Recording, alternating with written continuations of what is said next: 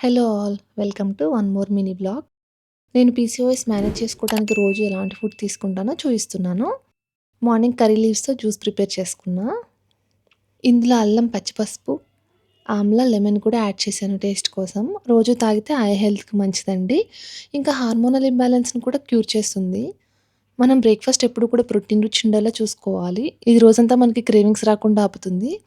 నేను ఫ్రూట్స్ పైన cinnamon powder కూడా స్ప్రింకిల్ చేశాను. సినమన్ ఇన్సులిన్ సెన్సిటివిటీని ఇంప్రూవ్ చేస్తుంది. అందుకే నేను ఏ మీల్‌లో కుదిరితే ఆ మీల్‌లో సినమన్ ఇంక్లూడ్ చేసుకోవడానికి ట్రై చేస్తాను. ఈ మీల్‌లో నాకు 20+ గ్రామ్స్ ఆఫ్ ప్రోటీన్ అందుతుంది. ఇంకా లంచ్ విషయానికొస్తే ఫైబర్ కోసం వెజ్జీ స్టీమ్ చేసుకొని బీన్స్ కర్రీ వండాను. ప్రోటీన్ కోసం కొన్ని పీనట్స్ సోక్ చేసి బాయిల్ చేశాను. ఇందులో కూడా 20 గ్రామ్స్ ప్రోటీన్ ఉండేలా చూసుకున్నాను. ఈవినింగ్ స్నాక్స్‌లోకి కొన్ని మక్కాన, సినమన్ వేసుకొని గ్రీన్ టీ తాగుతున్నాను.